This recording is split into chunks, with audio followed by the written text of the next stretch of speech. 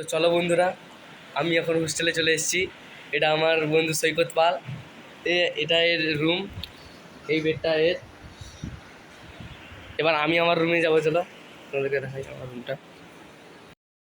বন্ধুরা দেখতে দেখতে আমরা এখানে চলে এসেছি। 1 ঘন্টা লাগলো, আরও আমার হোস্টেলে যেতে 1 ঘন্টা।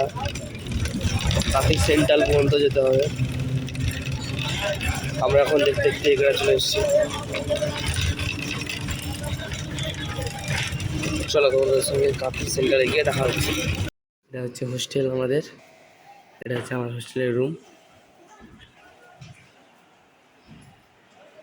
আরও বিভিন্ন রুম আছে।